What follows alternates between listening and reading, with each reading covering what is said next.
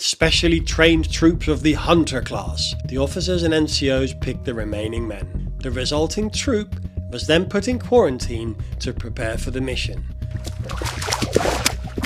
Fortunato Picchi, a head waiter at the Savoy Hotel, had been picked by the SOE for training as an agent.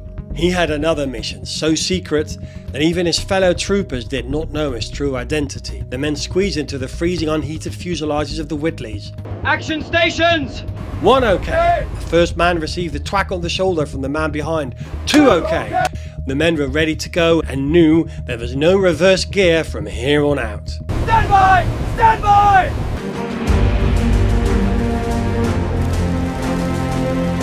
In the mid-1930s, in the skies over Europe, a new military evolution was taking flight. In 1936, during a short window of Anglo-Soviet cooperation, British Army Major General Archibald Wavell was invited to watch this future unfold. Wavell was a fluent Russian speaker and a scarred combat veteran of the Boer War in Palestine. He'd left an eye at Ypres in the Great War, but with his one remaining eye, he saw something prophetic. He watched as 1,200 Soviet paratroopers, flown 100 miles behind Op 4 lines, seized bridges and airfields in a coordinated practice strike. It was a first of its kind demonstration of airborne mobility. Yet, while the world experimented, Britain hesitated. The British Army was busy mechanising its ground forces. The RAF was preoccupied with strategic bombing. Airborne innovation fell into the cracks between the two services. Neither wanted to own it. The Germans did not share this hesitation. Hermann Göring, the ambitious head of the Luftwaffe, established the first German parachute unit in 1935. The Erste Jägerbataillon, Halten Sie die Augen offen! the first Hunter Battalion, was born. Under the visionary Kurt Student, the Luftwaffe developed a doctrine of self-sufficiency. They weren't just infantry, they had integrated transport, artillery and close air support. In May 1940, Hitler demanded a decapitation strike on the Netherlands. Kurt Student's plan was audacious: seize 3 Dutch airfields, capture Queen Wilhelmina and the Dutch government, and force a surrender in 24 hours. But their plan did not survive contact with the enemy when it suffered 3 major setbacks. 1. Intelligence had failed. The airfields weren't paved, they were soft grass. As the heavy Junkers Ju-52s touched down on the captured fields, their wheels vanished into the Dutch mire. Planes tipped, burying their noses in the earth, turning runways into a chaotic pileup of twisted metal. Setback 2. The Dutch had watched the invasion of Norway and were ready. They'd reinforced their airfields with armoured cars and heavy machine gun nests. They shredded the paratroopers while they were still in the air in their harnesses, and the German paratroopers suffered a shattering 90% casualty rate. Setback 3. The counterstrike. By nightfall, the Dutch army had recaptured all 3 airfields. The surviving German units were captured and shipped off to British POW camps. The Germans responded with a gruesome blow. On May 14th, 54 Heinkel bombers turned the historic centre of Rotterdam into a smoking wasteland. In 15 minutes, 27,000 buildings were erased, 900 civilians died. The Germans then threatened similar fates to Utrecht and The Hague in the days ahead. The Dutch High Command was left with no other choice but to surrender on May 15th. Amidst the smoke of Dunkirk and the fall of France and the Low Countries, a day after his famous speech on "We shall fight them on the beaches," Winston Churchill issued a call for a new kind of soldier on June 5th, 1940. Self-contained, thoroughly equipped units of say 1,000 up to not less than 10,000 men to tie up enemy troops by raiding the German-held coastline of Europe. Enterprises must be prepared with specially trained troops of the Hunter class who can develop a reign of terror down these coasts. The War Office scrambled. What about Ringway? Yes, that might do. They had no planes, no chutes. To lead this task, they chose squadron leader Louis Strange, a 48-year-old decorated Royal Flying Corps aviator of the Great War, awarded the DSO, MC and DFC. Strange had been recalled for active service in December of 1939. Strange was an extremely capable military maverick with a long-standing habit of bending or simply ignoring rules and regulations if he thought it necessary. He was therefore the right man in the right place at the right time for the establishment of a British airborne force, and he swiftly embarked upon his new task. Their transport was the Mark II Armstrong Whitworth Whitley, a twin-engine bomber nicknamed the Elephant. It was windowless, unheated and smelled of oil. But its most terrifying feature was the aperture. To jump, a soldier had to shuffle on his knees to a 3-foot hole in the floor, sit on the edge, legs dangling into the freezing slipstream, and if they didn't exit with a perfectly rigid posture, the wind would catch their legs and slam their head into the metal rim of the hole. The danger was visceral. On the first day of jumping, a man named Evans was killed. His chute, a modified US Irving design, tangled in the lines, a Roman candle. Jumps were halted. While engineers worked feverishly to design the X-type parachute, the men were sent to the rain-swept highlands of Scotland. There, under the tutelage of former Shanghai policemen William Fairbairn and Eric Sykes, they were taught the dark arts of close combat and knife fighting. Fairbairn and Sykes would go on to design the infamous Commando Dagger, which dons the battle dress of commandos the world over to this day. Even with the new X-type chutes, death remained a constant companion. Stanley Watts died when his chute failed. Hugh Carter plummeted to his death when his hook snagged. An obvious safety precaution would have been to issue all jumpers with a reserve parachute. The practice of all US airborne units after their first test platoon was formed in June 1940. Tighten that buckle, trooper. Now secure your harness. But it was rejected in Britain on the grounds of expense. Throughout the war, British airborne forces only had one parachute. No reserves were carried. Churchill was impatient. He wanted results. By late September, with 3 separate and overlapping courses underway, a 10-week training syllabus had been drawn up. Candidates would spend the first 4 weeks on fitness, weapons, sabotage and map reading training. This would be followed by a 3-week parachuting course at Ringway, starting with ground training and jumps at different altitudes and with increasing amounts of equipment, culminating in the ability to jump in sticks of 4 and 8 with full kit and weaponry. Trainees would then spend the final 3 weeks on tactical training at Tatton Park, to include at least one group descent. Only then would they be considered fully qualified parachutists. On the 1st of October, having finally completed the course, 2 troops, C and D, were presented with their GQ parachute qualification badges. In addition, a No. 2 Commando troop was renamed the 11th Special Air Service Battalion and scheduled to complete advanced group parachute training by February 1941, at which point 500 qualified parachutists were available.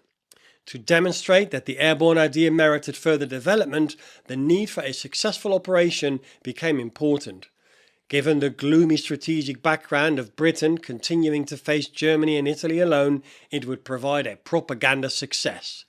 The stage was set for the first ever British parachute mission. This was Operation Colossus. Regular viewers may have noticed a bit of an upgrade in terms of audio and visuals. I've invested into the channel. 2026 is going to be a year where I'm going to focus completely on producing the best quality content for you guys. All I ask is that you like the video, and if you haven't already, subscribe to the channel. Operation Colossus. In December 1940, the Air Ministry received intelligence that before the war, the London engineering firm George Kent & Sons had helped to build an aqueduct known as the Aquadotto Pugliese in southern Italy to divert the water from the river Selle, which flowed west of the Mediterranean, back through the Apennine Mountains to the towns on the southeast coast. It was the only source of pure water for the entire province of Apulia and the vital naval hubs of Taranto, Brindisi and Bari. A bridge spanning the river Tragino in the wild and mountainous country landscape of southern Italy was identified as a target. The RAF looked at the target. The town is right next to it, hard to make out at night. And realised to bomb it at night would be impossible. The task fell to the secret Combined Operations Division. The plan? Drop a sabotage party of sappers and a covering force at night below the bridge, cutting off the water supply. Once the bridge had been blown, the party would trek 40 miles through enemy territory over the mountains to the west coast, where a submarine would rendezvous with them for extraction. To help the planes locate the drop zone, the operation was scheduled for the full moon in early February 1941. 36 men were chosen for X-Troop. At their head was 29-year-old Major Trevor Tag Pritchard, a regular with the Royal Welsh Fusiliers who had volunteered for airborne duties to get out of running a transit camp. A former heavyweight boxer, he was rather heavy for a parachutist. Despite a gruff and inarticulate manner, he was exactly the kind of man you'd follow into a furnace. His team was a mosaic of the Empire. Captain Gary Daly, a short, studious sapper. George Patterson, a young Canadian, and Second Lieutenant Geoff Jowett, another Canadian who was small and stocky with a nearly bald head and a large moustache, who wore his emotions on his sleeve and prided himself on being more aggressive and bloodthirsty than anyone else, and Lieutenant Tony Dean Drummond. Then there were the NCOs, men like Sergeant Clem Clements, who joined because when he saw applications were taken for men who could comfortably fit through a 3-foot hole, he thought he was joining the submarine service. He was horrified to find the hole was in the floor of a bomber, 500 feet over a drop zone. Dean Drummond, senior NCO, was 35-year-old Sergeant Arthur Taff Lawley, an ex-coal miner who had served with the South Wales borderers in Egypt and Palestine during the interwar years. He'd become a London bus driver after service, but was recalled to the colours at the start of the war, and in 1940 volunteered for special service. Dean Drummond thought him a superb soldier with biting, spirited wit. Together, the officers and NCOs picked the remaining men. The resulting troop was then put in quarantine from the rest of the battalion to prepare for the mission. They trained like demons, 3-mile runs before breakfast, 15-mile load-bearing marches. Keep up, Humphreys! Double quick! At Tatton Park, they built a wooden ghost model of the bridge, practiced their skills and drills until they could place half a ton of explosives in under 30 minutes. But the final dress rehearsal on February 1st was a disaster. High winds in cloud cover scattered the men after exiting from the Whitleys. Half the aircraft dropped their sticks in the wrong place. 2 men broke a leg. Some ended up dangling from trees and had to be rescued by the local fire brigade. The official report, however, stated, dress rehearsal successfully completed in a time of 2 hours. The result was satisfactory. 68-year-old Admiral Sir Roger Keyes, Director of Combined Operations, addressed the group. He was a celebrated First World War naval commander who had planned and led the daring Zeebrugge raid of April 1918. He'd been brought back from retirement by Churchill to breathe life into Combined Operations. I should like you to know that I've been assured no better, fitter or braver men could have been selected than you to play this very vital role. I know that you will tackle this job with determination and enthusiasm, and with a bit of luck, I'm sure you will pull it off. We shall be waiting to hear how you've got on, and show what British paratroopers can do. Keyes then saluted, a dramatic gesture that caught them unawares. They responded in ones and twos, until finally the whole parade was stiffly at the salute. The Admiral knew all too well that the likelihood of anyone returning from such a mission was virtually nil. His gaze rested briefly on one of the bravest men among them, 44-year-old Free Frenchman Pierre Dupont. What the Admiral knew was that Private Pierre Dupont was actually called Fortunato Picchi, a head waiter at the Savoy Hotel, a staunch anti-fascist who at the outbreak of the war had volunteered for service, and because of his fluency in Italian had been picked by the SOE for training as an agent. SOE is the Special Operations Executive, and he was then sent on parachute training under an alias of Pierre Dupont, pretending to be French. One of the oldest recruits among them, he trained with the men and become a fully qualified parachutist, passed the selection, passed the course, and given full responsibilities as part of Operation Colossus. However, he had another mission, so secret that even his fellow troopers did not know his true identity, only known to Commander Pritchard. After fulfilling his duties on the sabotage mission, he would not exfil with them, but would choose the right moment to split off, change into a set of civvies which he carried in his day sack, and remain in Italy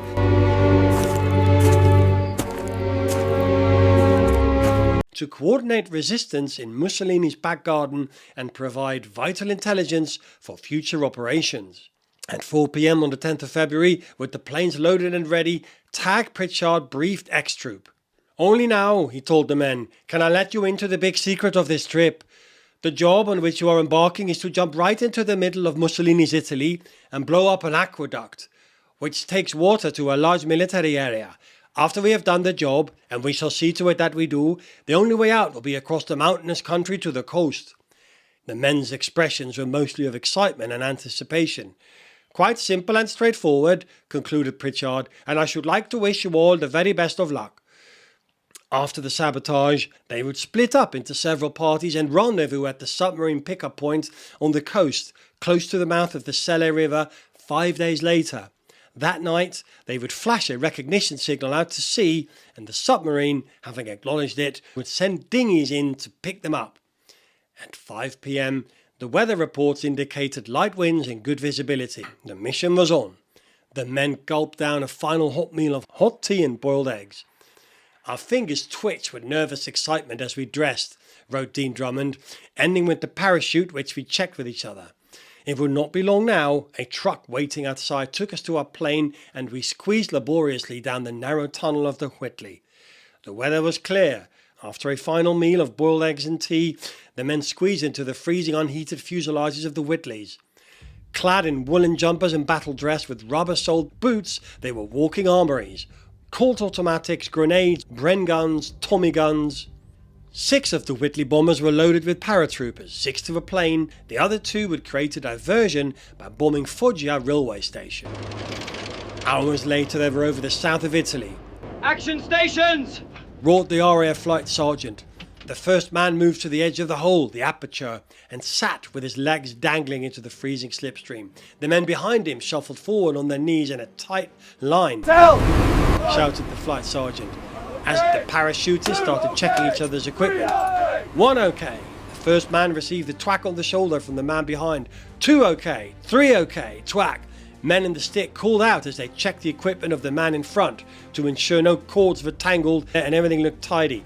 The men were ready to go and knew there was no reverse gear from here on out. Stand by! Stand by! Lawley watched a set of lights near the hole.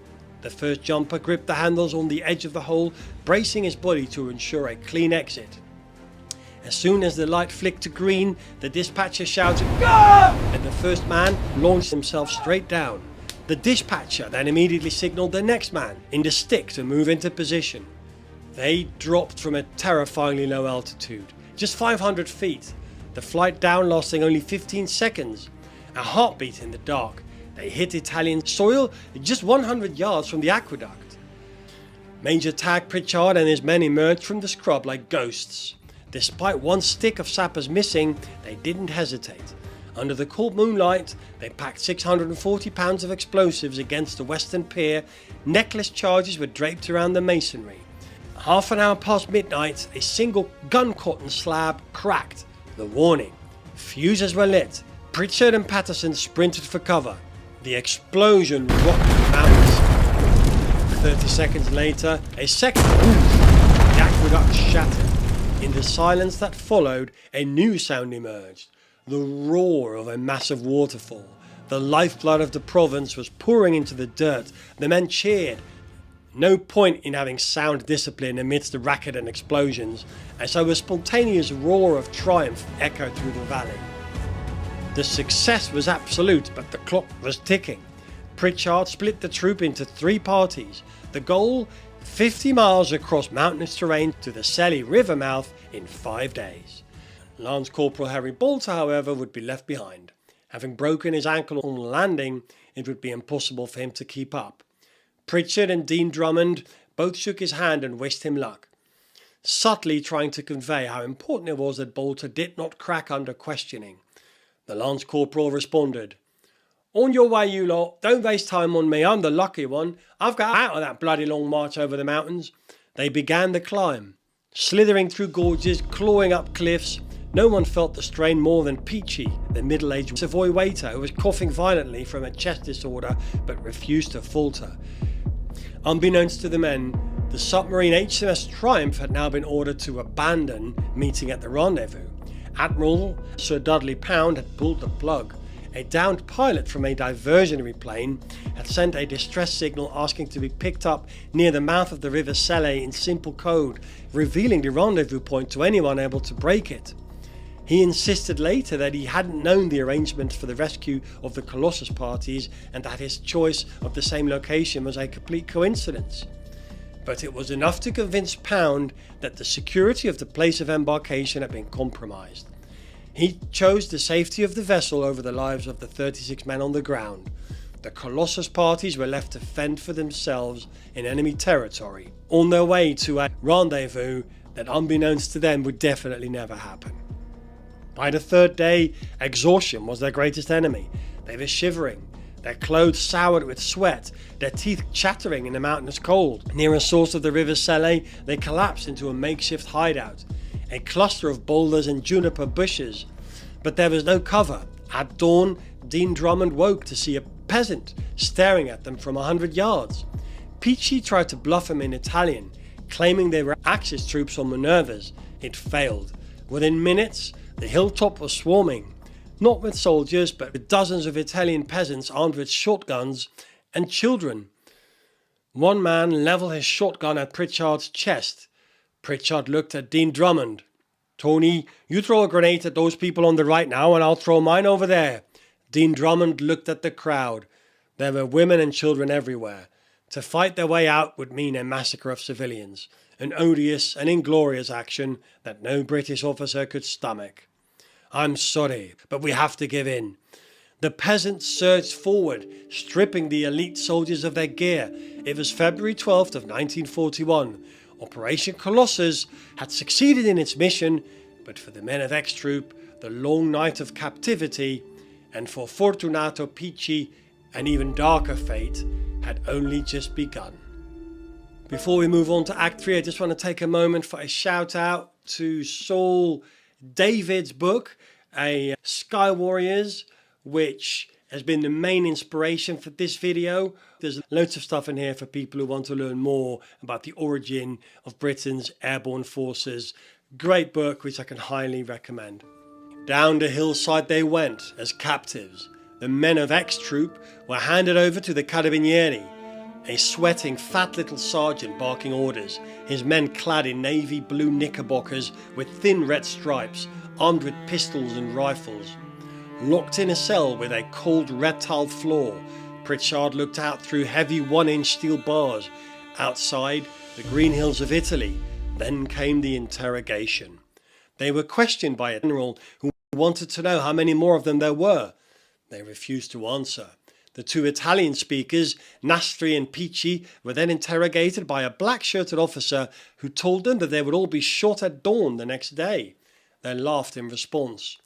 But not every capture was so civilized. Jeff Jowett's party had used a Tommy gun to shoot and kill an Italian officer and 2 armed peasants before being overrun.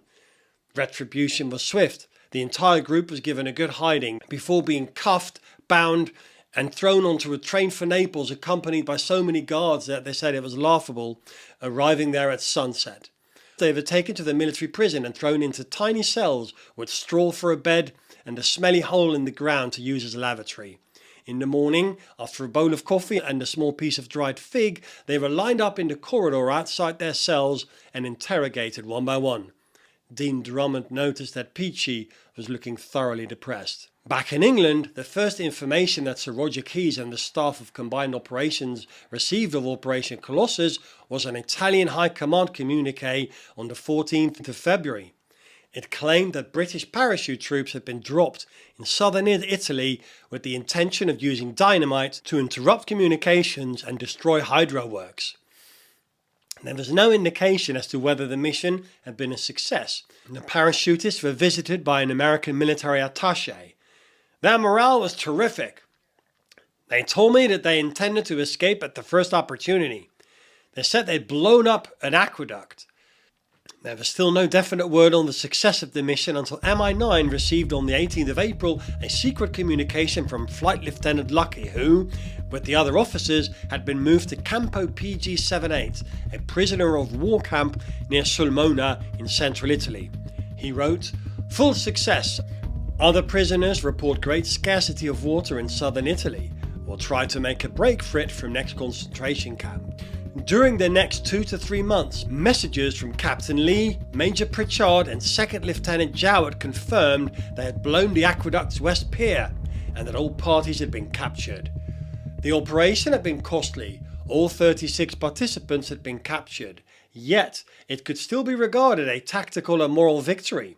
Air Chief Marshal Portal wrote to Group Captain Harvey to convey his appreciation and thanks for the care with which the operation was prepared and the skill and gallantry of the Army and Air Force personnel who took part. A War Office report on Operation Colossus suggested more training needed to be given to air crews as well as paratroops, and full-scale rehearsals needed to be practiced over country, if possible, similar to the actual target. It said that the wooden mock-ups of the targets was of such assistance to aircrew and paratroopers that similar models should be made for all future operations, and that the morale and enthusiasm of the paratroopers was very high. As none of the Colossus party managed to evade capture, it was difficult to justify the award of gallantry medals. The exception was Squadron Leader James Willie Tate, the 24-year-old commander of the 8 Whitley bombers, who in April was awarded the Distinguished Service Order, DSO, for leading the night mission.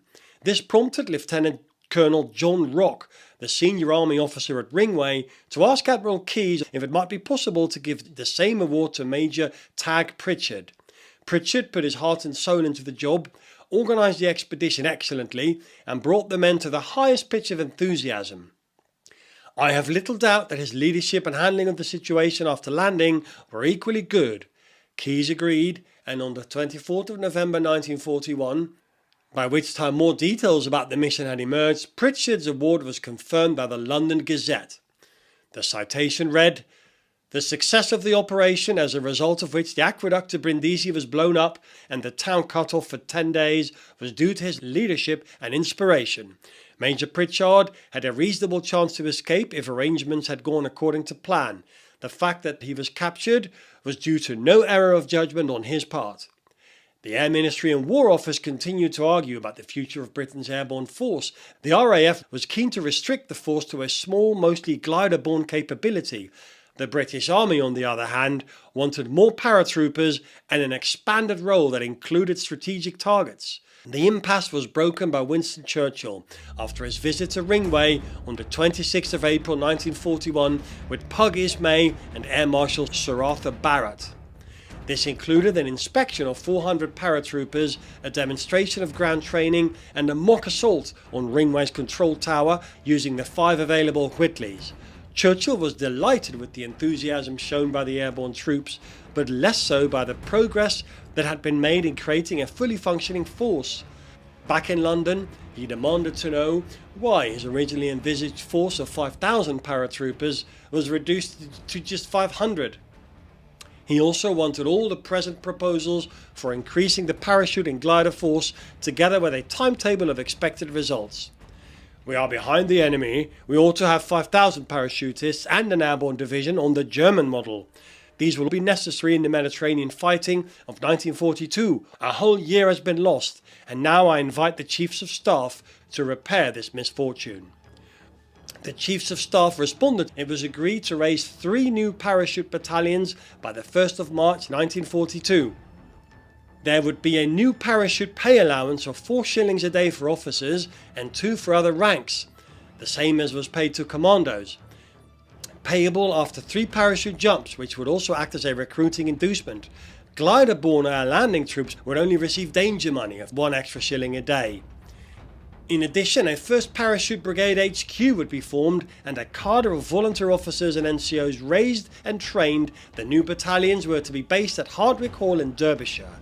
Lastly, the Royal Engineers would provide an air troop for airborne service, 1 Parachute Squadron RE. While the future of Britain's airborne force was being trashed out at the highest level, 11th SAS Battalion was busy trying to recruit and train new paratroopers. It helped, of course, that Italian reporting of Operation Colossus had been widely quoted in the British press. Suddenly, the public was aware that Britain possessed a parachute capability. On April 6, 1941, Easter Sunday, a wireless report confirmed that Fortunato Picchi had been identified by his captors as an Italian national and convicted for treason to Mussolini's regime. He'd been executed by firing squad at Fort Bravetta. The Savoy former head waiter is today remembered as the first SOE operative to be confirmed killed in Europe. Tony Dean Drummond earned himself the nickname Houdini. After being captured, he made several attempts before successfully escaping from a hospital in Florence in June 1942. He walked to Switzerland, made it to southern France, and was eventually picked up by the Royal Navy. After a full recovery, he reported for duty and went on to jump at Arnhem, Operation Market Garden, where he was taken prisoner of war again and escaped a second time, which involved him hiding in a cupboard for 11 days. Another paratrooper, Alfred Parker, survived years in Italian camps before escaping into the mountains and eventually reaching Allied lines in 1943. Most were held in central Italy before being transferred to notorious German Stalag Luft 3449 prisoner of war camp in Poland. Survivors were finally liberated in 1945 and repatriated to England. Alright guys, don't forget to like and subscribe. As always, see you in the hills.